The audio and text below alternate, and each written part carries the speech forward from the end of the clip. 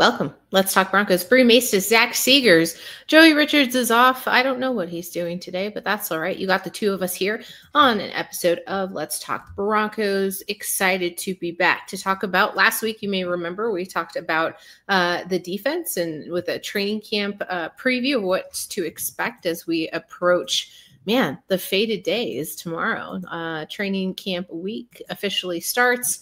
I know Zach and I will be out there intermittently when we are able to do so. Hopefully we'll see some of you out there. Today, we're going to be covering the offense, going to level it out, make sure that we have balanced coverage there. But first and foremost, I want to open it up to Zach. Zach, how are you? I'm doing well. I have my dad in town right now, so it's been nice visiting with him. I might be the Rockies' good luck charm. We went to the game yesterday, and they had one of their best offensive games of the season, scored 10 runs, got 15 hits, 1-0, which, I mean, compared to what they are when I'm not there is remarkable. So maybe I can be what turns the Rockies around. I think giving me free season tickets would frankly be a better use of resources than that Chris Bryant contract. So, sign me up. I think that's what they're going to have to do in order to keep that streak alive. Although I think even if they won every game to close out this season, they'd still be out of any sort of playoff picture. Is that right, Zach? Are you following along? They're not mathematically eliminated yet. They could take a Bree. They're 0-2 right now, or on a 2-game. Sorry, they're on a 2-game win streak right now. Maybe they're getting hot at the right time, and they're going to climb back into it from 30 games out.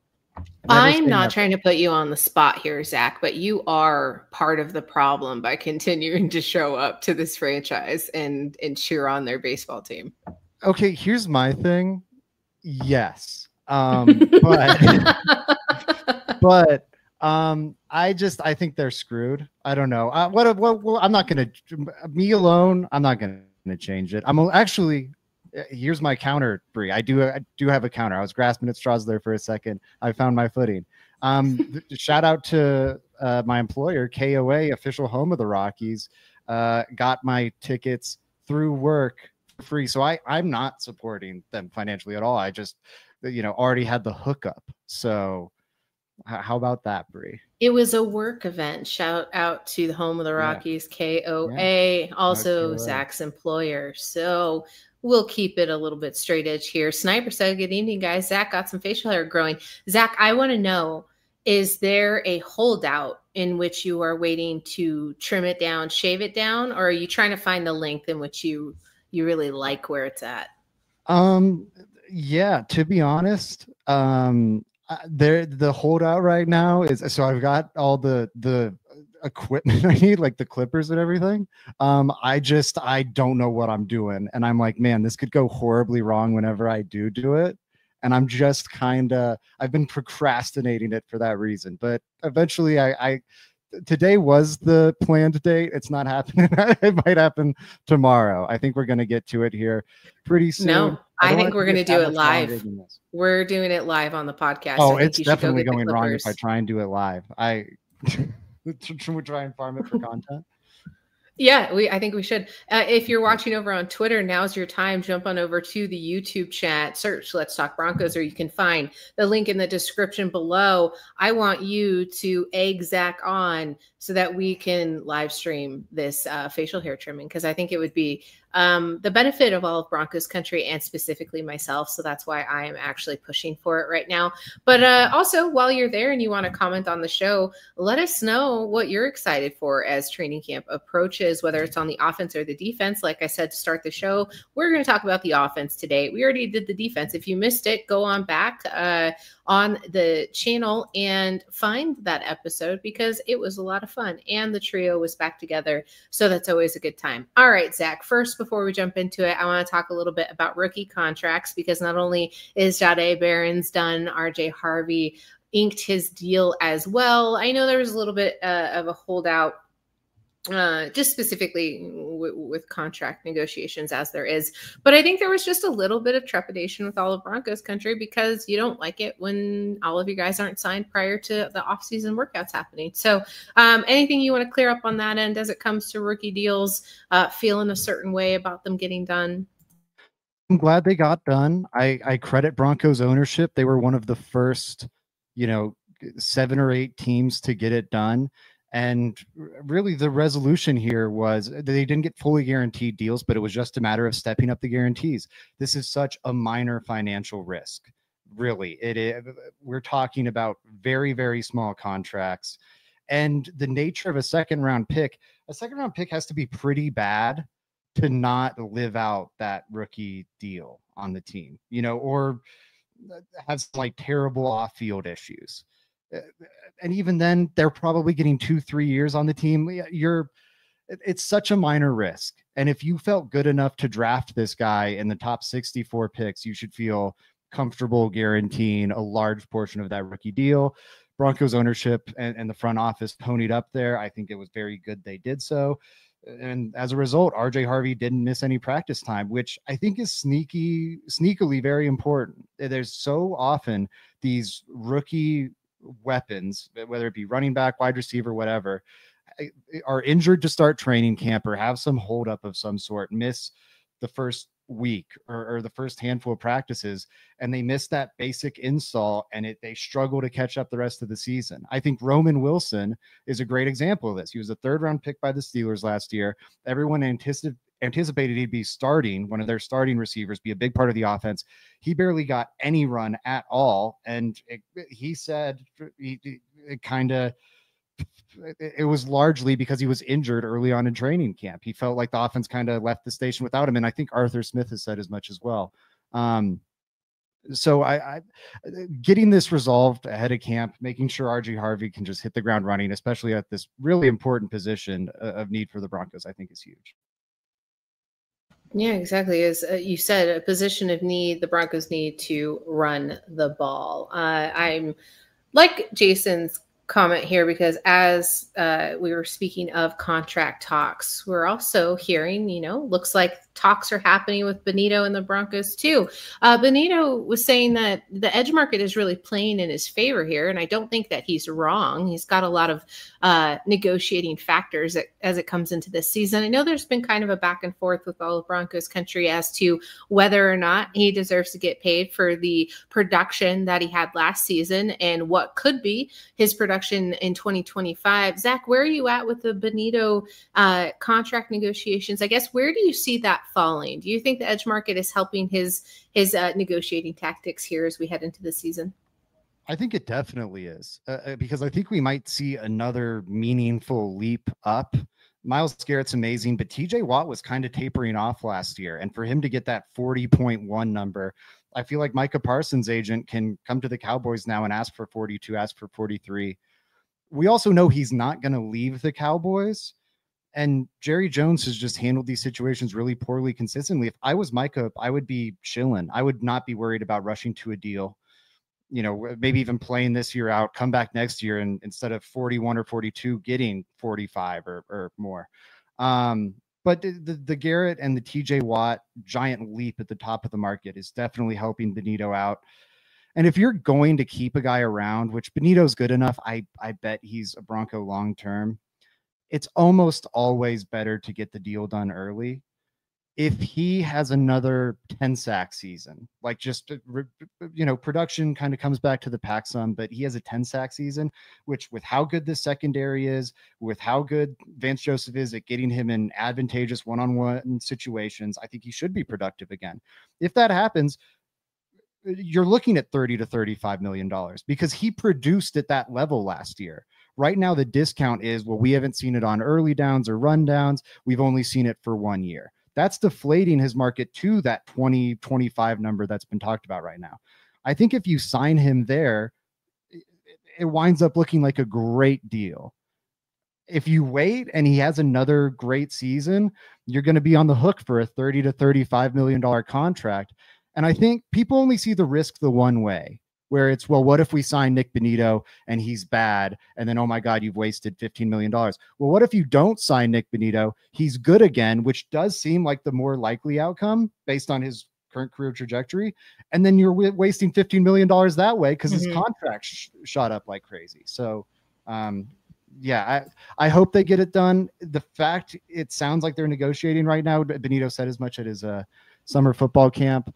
Hopefully they get it done. I think it would benefit all parties. Benito would get his money up front, and the Broncos would kind of get him on what I think ultimately will be a cheap deal. Yeah, and I could see where they're also in the prime position, not only with where Benito is in his age and career, just playing wise, right? You're going to get the most run for your buck in that moment. And then also, you're looking at a window for the Denver Broncos where they're everything that they've shored up on the offensive line, on the defense, everything that they're building around Bo Nix, and Bo Nix heading into some very key seasons for development. I think it's really important that they do lock up those pieces. There's obviously some others that are waiting in the wings.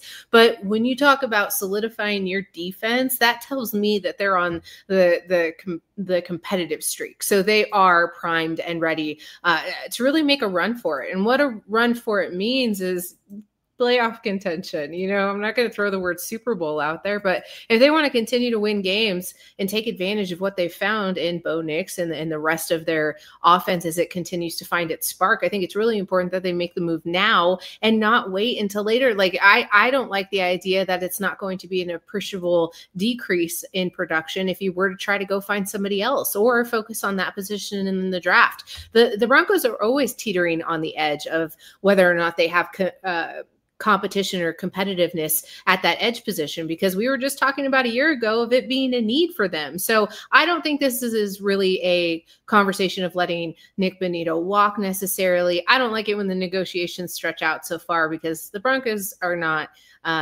needing to pinch pennies at this moment, but they're still reeling a little bit with some contract deals that they've made in the past. I don't want to jump into it. I don't want to name any names, but Sniper says, I like Nick Benito, but I'd rather wait to potentially pay him either later on this upcoming season or after 2025.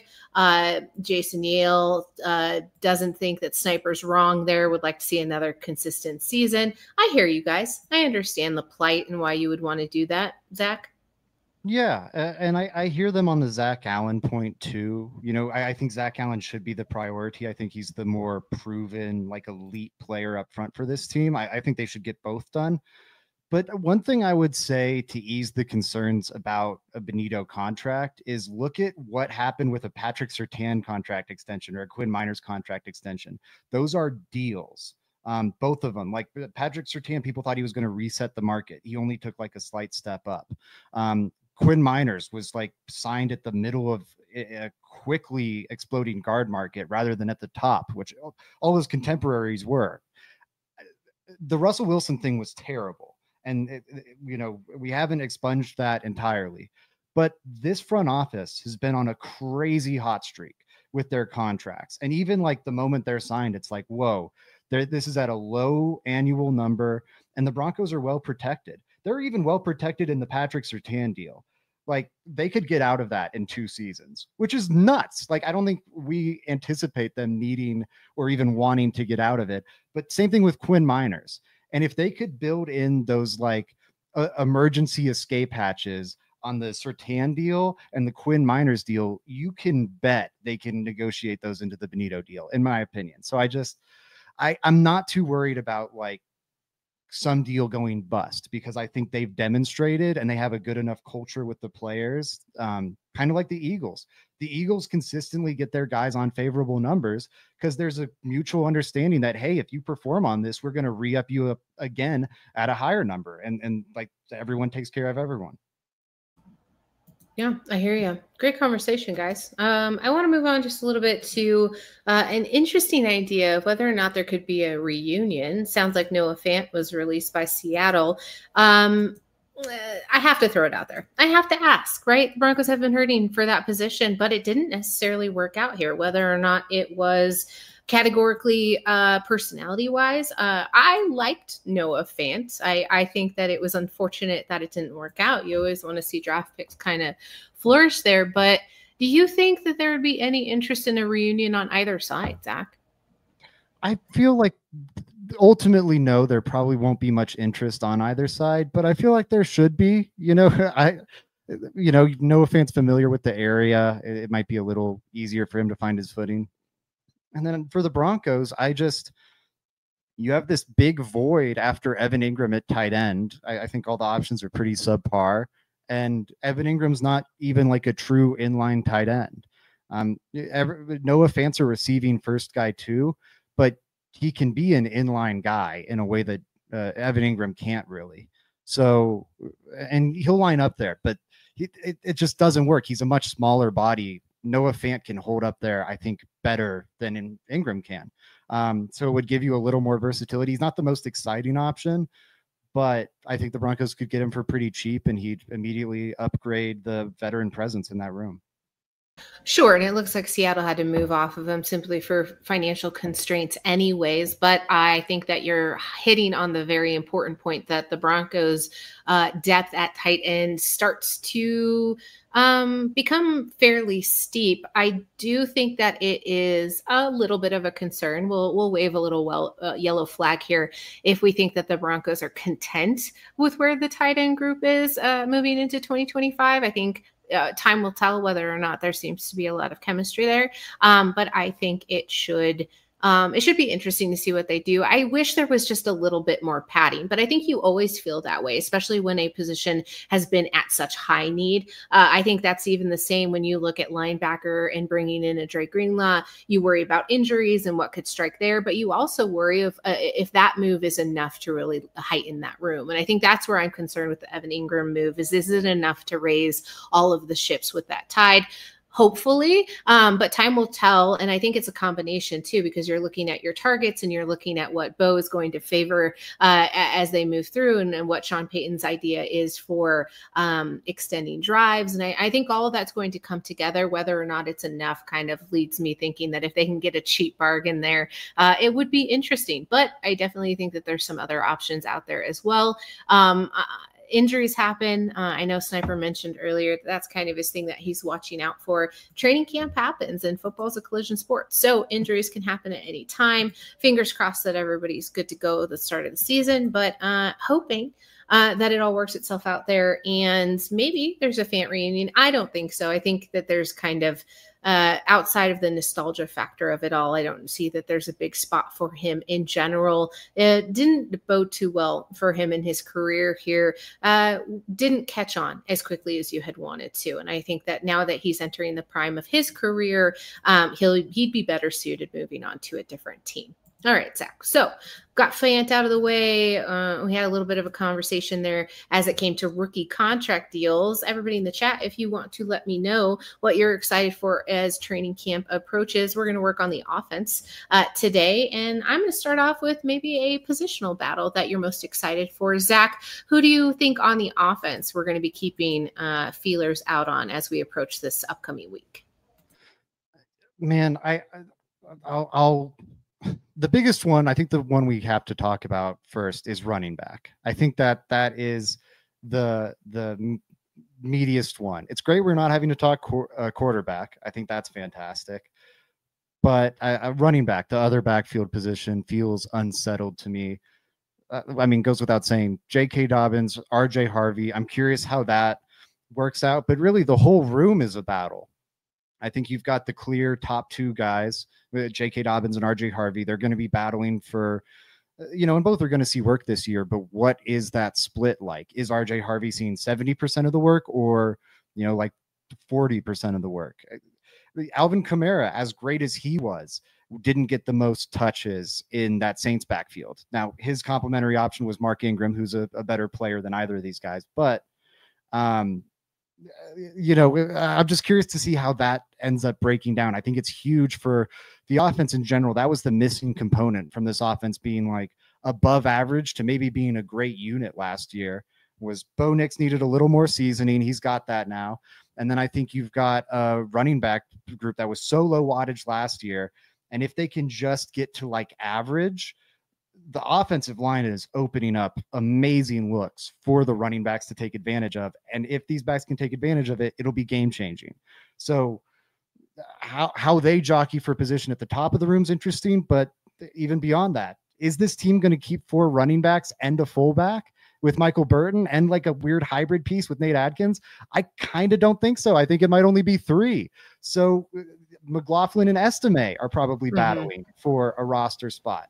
And then Blake Watson and Tyler Bidet are on the periphery of that picture. They're also battling for a practice squad spot, because if Estime doesn't make the roster, he might be on the practice squad. I just think from top to bottom, this room is in flux, a total battleground. Estime, by the way, he could end up being the starter. That's not the most surprising outcome. So it's just it's a battle royale, and I can't wait to watch it. Wow, that's crazy. Victory Lap is coming in saying Estime is gone. There is a confidence factor of 0 coming out of Victory Lap there in the Let's Talk Broncos chat. If you want to get in on this conversation, jump on over Let's Talk Broncos description. If you're watching it on Twitter, you can click on the link over there and come hang out with us while we talk about the offense. And Zach has said that the running back group is what he's going to be looking at as far as training camp battles go. It's an interesting concept because I'm going to put on Joey's hat right now. I don't have a baseball cap in my realm, but let's talk a little bit about the speedster factor that you're going to be seeing out of training camp, and the running backs get to show that full throttle, but they're not wearing pads, and a lot can be left to the imagination when that happens. So I think technically you're going to see some of the guys who are a little bit speedier, like a Jaleel McLaughlin, really show out early in camp, and we just see that traditionally. So I want to throw that out into the ring and say how much of that is going to play into the idea that he is competing for a larger spot here. What I like about the Broncos running back room is because it was such a position of need last season. As we go into 2025, now it's kind of open court. It's open session. Anybody can come in with a rookie like RJ Harvey, with Audric Estime still needing to prove himself. And you already talked about who may be on the bubble there, Zach. But the idea is Burton going to have a bigger role here? If you know our altitude adjustment friends over there, Mario Tanzi and Patrick Chiotti, they'd tell you, yes, Michael Burton is going to have a better or a bigger picture here in Sean Payton's offense. But the biggest contributing factor to me feels like it's going to be J.K. Dobbins. Not only does he have a ton to prove for the rest of his career as he gets this kind of prove it chance with the Denver Broncos, but he still has to carve a name for himself in what this running back picture is going to be. Personally, how I think it's going to work is a lot like a committee approach, which I know everyone who loves a good bell cow is going to be disappointed. That's not what we're going to be anticipating here, at least not yet. Now, a hot hand can change everything, but you lose a Javonte Williams, you bring in an RJ Harvey, who is a really intriguing addition because it blends all of these styles, but you've got this explosive, bursty running back from UCF, and I think he's going to be a natural fit in Sean Payton's offense. So I think that he's got a lot to prove. So does J.K. Dobbins, and I could see them going neck to neck to really prove positive in who's going to have the largest amount of carries this season. I don't think it's going to be a carry heavy season for any of the running backs. I think you're still trying to find out who has that ability to do that. And I just don't have a whole lot of faith in the Broncos figuring the run game out overnight by flushing out their group and reintegrating new members into that system. What do you say to that, Zach? I think you're right. I think this is still a transitional year and a work in progress. I think the rushing production will be fairly even, at least between Harvey and Dobbins. And then, McLaughlin could get into the picture there. Estime could get into the picture there. Watson, Bidet, maybe as sleepers to be that third guy as well. So I fully agree on that front. That said, I think from like a raw production, like overall production perspective, I think RJ Harvey is going to be a game changer on those screens that we know Sean Payton loves to run. Like, he's so good in the phone booth where like he's such a creative runner, good vision to find those little seams, enough contact balance to pay it off.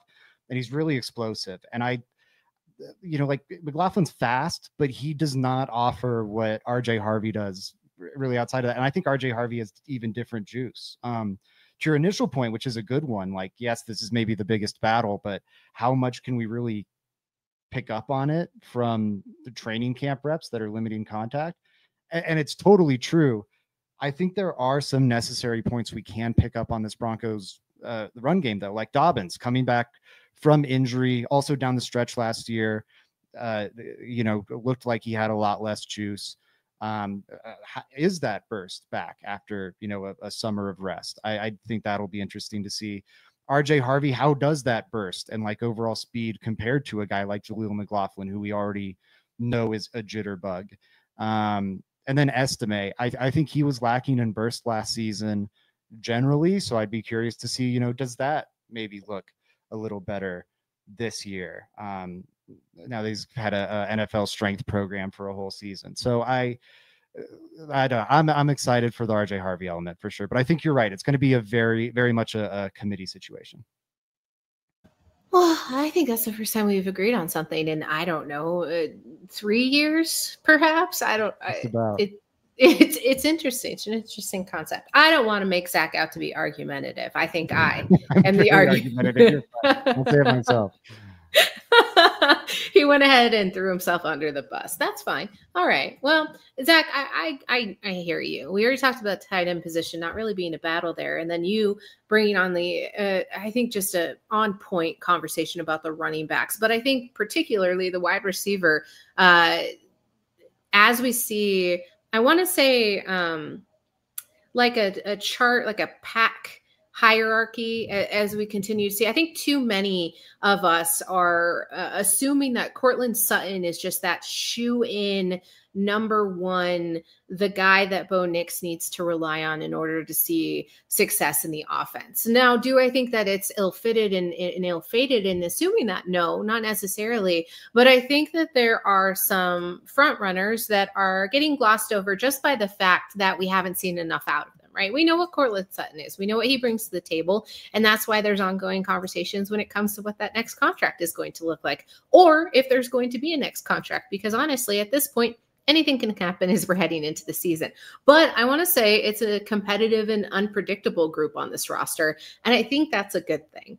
I think that if you have too many sure things, you're not quite sure how draft picks and how, second year guys are going to play into these pictures. We still need to figure out what Troy Franklin is going to be. We need to see if Marvin Mims is going to take an additional step this year. But you've got a Devon Vele, who I think turns a ton of heads with his size and physicality, and just having that overall impact for the team. And then you've got the adverse almost in a Troy Franklin, where you've seen through his scouting reports and then last season, it just sort of wasn't clicking yet. That can change overnight in the NFL. Now, can hands? Not necessarily, but I think Troy Franklin just needs a little more time under his belt to really, truly succeed. You already had the built-in chemistry with a Bo Nix. So it'll be interesting to see, to me, if there's a camp standout in that group who was already presently on the roster, because I'm not quite sure that I have a whole lot of idea of what Pat Bryant is going to bring to this team. It's not about who's starting. So I don't want to throw out the wide receiver one, who's going to be opposite them. I think it's who's going to earn the trust in different packages, who's going to be on the field in a crunch time position, who's going to be there when Sean Payton needs a guy in the red zone. It can't be an Adam Troutman. Like, those are the days of the past. And I'm hoping that this current wide receiver group is going to be the ones that are going to take it to the next level, because if they're not there, the offense lacks an extreme spark. You can hide your deficiencies all you want, but if your run game and your wide receivers are struggling, you're not really functioning in an offense with an Adam Troutman, Evan Ingram, and then throw out any other arbitrary tight end names that you can't. So I think those two positions, Zach, are why they're the most competitive battles that we need to watch, because they play such a large emphasis on what the offense is going to do and how efficiently they're going to get it done. Yeah, I fully agree with the wide receiver pick. This is another one where I think there's like battles all throughout. Who is the guy opposite Courtland Sutton? We know Sutton's the starting X, but who's the guy opposite him on the other boundary? Is it Mims? Like, I think that's the ideal plan. I think that's kind of a huge skeleton key for the entire offense. But he hasn't proven to be able to take that role over. If that changes this year, and we'll get some glimpses of that at training camp, I think it changes everything for the offense. I think it's one of the biggest X factors for the Broncos season. But if not him, is it Vele? Same thing in the slot. Like, which one of those two is getting a lot of slot looks? How big of a presence is Evan Ingram in that picture? Like, what are they doing with Troy Franklin? What are they doing with Pat Bryant? Because you maybe think Pat Bryant, if he's that Michael Thomas guy, you think he's the heir apparent maybe as that big slot. What does that do to Vele or Marvin Mims, who are jostling for those same positions? And then even on the back end, both of Sean Payton's seasons here in Denver, he's carried 5 receivers on at least the initial 53-man roster.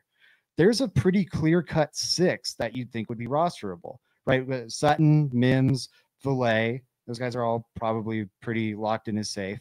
Pat Bryant, probably not going to cut the 3rd-round rookie. But then Troy Franklin and Trent Sherfield, they just signed Sherfield. It's not the biggest deal. They could move on from it. But that you don't typically sign free agents cut free agents rather, that you immediately just signed to a deal like the one Trent Sherfield did. Maybe they finally carry 6 this year, but I think that's even an interesting thing to like who winds up being the odd man out or drawing the shortest straw. Yeah, I'm very excited for this one. And like you said, it's going to have huge implications for how the Broncos season goes, because yeah, I just can't get over the Marvin Mims of it all. If he can emerge as that like solid field stretching Z, it's like such a missing component in this offense right now. Like if he can be Sean Payton's next Brandon Cooks, it opens up, it clears up the log jam in the slot. It just, it solves the like lack of verticality or speed or juice that can sometimes be in this offense with some of the bigger, slower bodies are out there. It makes it so Marvin Mims doesn't just have to be this, a backfield weapon where you're having to scheme up how he's getting the ball. He can impact the game in a more varied way. And that's the one I'm really hung up. I hope Marvin Mims wins that battle, because it would be game changing for the Broncos offense. It's like you read my mind. I don't think we've ever been this in sync, Zach. So as you're talking about Marvin Mims, it was between him and Vele with who I was the most excited to watch, simply for that reason. You've got a large amount of questions that still need answers. And I think it should be that this year is the year that Marvin Mims makes the leap. He showed flashes last season. He was used in a way that really allowed him to show his speed and his burst and his ability to stretch the field. But now he needs to take that up a notch, right? So now you're working in tandem with a quarterback who needs to do much of the same. And I think with having that experience under his belt and in Sean Payton's system with a second-year quarterback that is Bo Nix, who has got a lot to prove here, and not only in Broncos country, but in the league as a whole, he's building real chemistry. And I think they're going to move around him. I hope that this is the year that Sean Payton decides to take the pegs that he has given and place them in the holes that we have, instead of trying to just hammer away that square into a circle. Because I'm worried that if you don't utilize what these individuals are good for, you're going to end up kind of running them by the wayside. And that's where I'm really excited about Marvin Mims, looking forward to how he looks in training camp. But I also wanted to throw out Vele in there. And I think that it's important to kind of show that both of them maybe aren't the flashiest names or guys in the room, but they're the most intriguing to me. And I'd like to see with Vele's physical presence, how he works consistently outside of Sutton, showing strong hands continuously. And then if he's able to fight for contested balls deep into the end zone, I think you're just going to see someone who is that powerhouse wide receiver that you've been looking for. So to me, Mims and Vele, really intriguing options on who I'm excited to watch heading into training camp. Zach, I want to keep rolling off of that. As we talked about wide receivers. Those guys stand out to me. Is there anybody else on the offense that you're excited to watch as we approach training camp? Well, I'm in lockstep with you. I'm curious, can Valet make a step or take a leap? Older players, especially at those skill positions, the development curve, we don't see guys take big leaps at 27, 28 or so on. But Valet, it being his second year in the league, him being able to hit the ground running, hopefully this year, instead of being hampered by injuries at the front end, I wonder if he can take more of a leap and seize more of a role in this offseason. And I already explained my hype for Mims, but my choice for this question in particular is going to be Evan Ingram. I don't think it ends up, it's not going to be as good as Jimmy Graham, where it's like borderline all pro level. I'm not expecting that. But hearing him talk, it sounds like a big part of him coming to Denver was Sean Payton kind of selling him on this vision and knowing how, like, hey, I know how to get tight ends these numbers. And that is a large part of his like menu of concepts that he hasn't really been able to tap into here in Denver yet with Adam Troutman and the like. And I'm really excited to see what that looks like this season. Like Caleb Lohner to a lesser extent, because I just think he's raw. It's going to take a while before he can really contribute in a major way. But like if Evan Ingram is top 5 in touchdowns among tight ends this season, I wouldn't be surprised at all. I think he could have one of the most productive seasons of his career.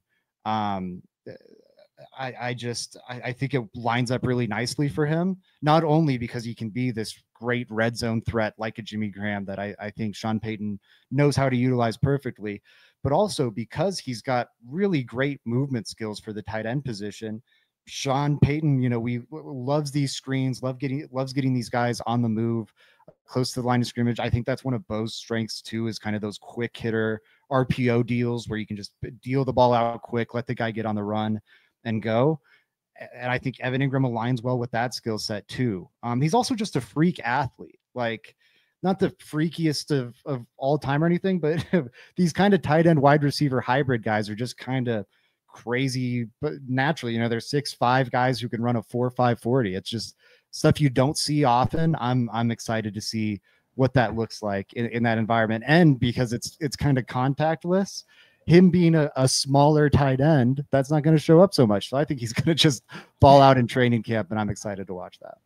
Okay, yeah, you got me there. Although, wouldn't you be shocked if Caleb Lohner was the standout? He was just the dominating tight end from day one, because that would be kind of the futility of the prospecting game, to go ahead and grab a player like that, where you got him without a whole lot of expectation for the individual, but knowing that he can ball. Like simply put, you grabbed him because he is an athlete. And I think that the end of the day, that could be the hidden gem that you have towards your team. So I just wanted to highlight that like, watch us all be crazy and that be the standout there, not only from training camp, but those preseason reps are going to tell us a lot. So I'm excited about that. But you're right on the nose there with Evan Ingram. Like, I'm excited about it too. I think it's one of those ones where you're bringing something to the offense that's been missing for a while. And that's just a mismatch. And Sean Payton loves versatility. This is a guy that's really going to get him done in the wide receiver speed. You've got the build for a tight end, even though it's not traditionally as big as you would want,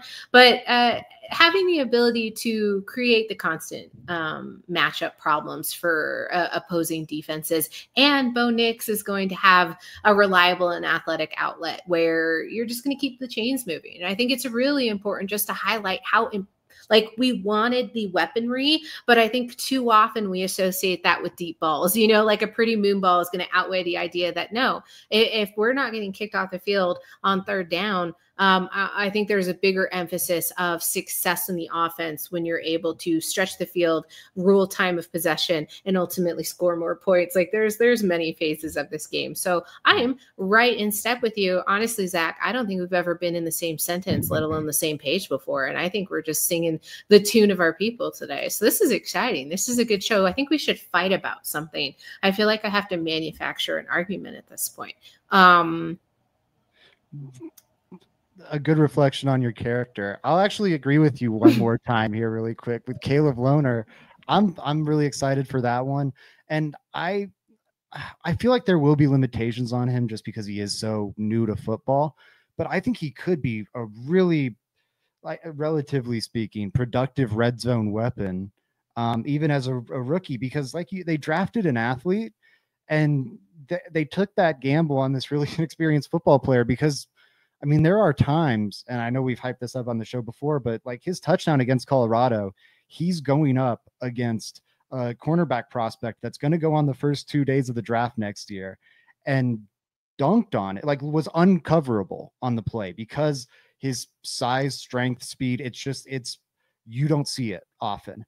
And Sean Payton, I think one thing he does very well is like understanding the limitations of his players and just not asking them to do what they're not good at. Like Marvin Mims last year kind of struggled to get him on the field early, but once he figured out that role of like, okay, this is how we can make you useful, Marvin Mims was like one of the most productive, the most useful players on the offense. Bo Nix struggled out of the gate last year, but once Sean Payton figured out like, oh, okay, this is what maybe you need some more time to figure out as a rookie quarterback needs, and this is maybe where you're more comfortable, the stuff we can lean into more, take some of this stuff off your plate, make it a little simpler for you.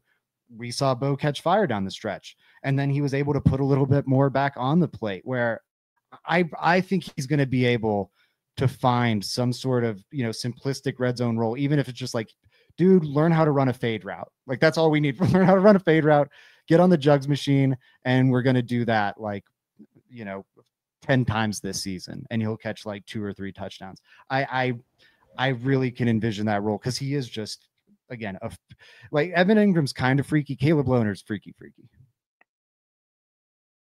I think that's a good way to put it. I was looking for the mute button, so I didn't pull a Seegers.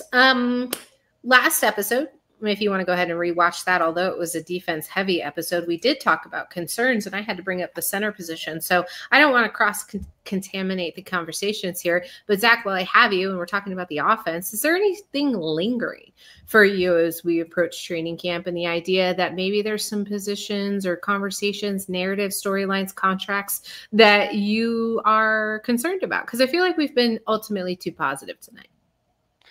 There are some things I'm concerned about, and I've kind of alluded to it. The big one for me is what's happened. Like, how do these pieces fit together? I think, like, in a vacuum, they're all very exciting. But outside of Courtland Sutton, I have a lot of questions about how it all comes together. Like Evan Ingram, we mentioned earlier, far and away the best tight end in the room.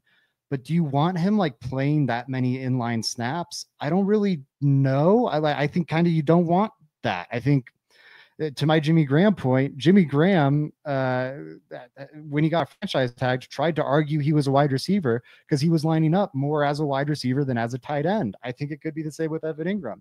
So if he's lining up out wide some, lining up in the slot some, like, that's taken away snaps from Marvin Mims, who we talked about how exciting it would be if he can prove he can be the outside guy.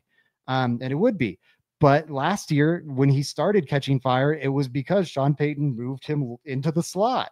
So that kind of creates that, or furthers that slot logjam.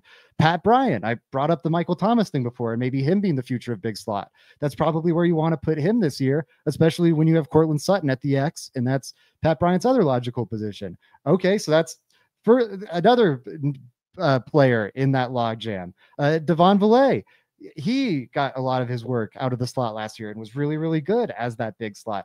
How does that work out? I really don't know. I think it's going to be fascinating. Which again, circling back to the Mims thing, him taking that leap or not is so huge, because if he locks down that Z spot, it just, I feel like, unconstipates that whole situation.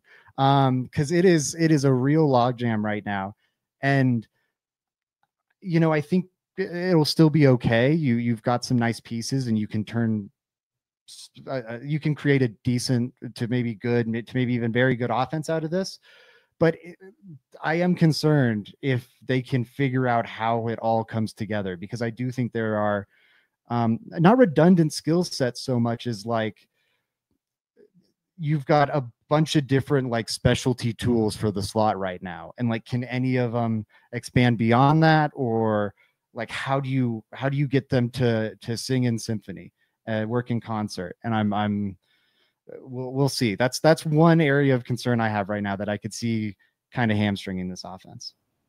Okay, that's fair. I think there's a broader level concern of consistency and identity. This team was operating under a notion that they were young and hungry. Well, as your team ages and as your team, achieves success or has to continuously achieve success, I think that there needs to be some level of not, I guess, rolling down the hill with the snowball. Like, if you have a slow start and you have mental lapses and you have turnovers, which have haunted the Broncos on many occasions in the past, I don't know, let's say 10 seasons, that's where leadership and coaching and team identity and veteran leadership, all of that has to come together. So I'm in total agreement with the pieces being there, but how do they come together, and how do they really are they cohesive? Do they tell a story? But I also want to highlight that I have a little bit of a concern when it comes to depth along the line, right? Sean Payton and George Payton have spent a ton of money and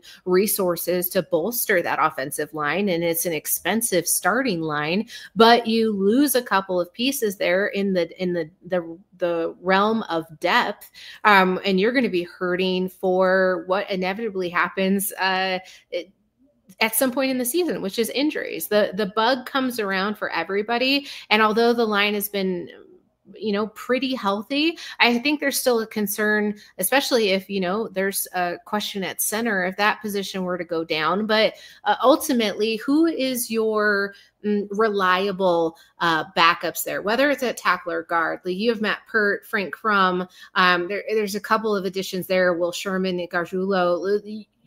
You have to start asking the question of who, though, is the reliable one that you're going to be able to plug and play when the Broncos are on a 4-game win streak, and you don't want to go down to a team who's going to have playoff implications later on. So to me, there's just kind of that anxiety mindset of that's not really sure to me. I think that there's plenty of journeymen that the Broncos have picked up year after year, have been able to play that piece.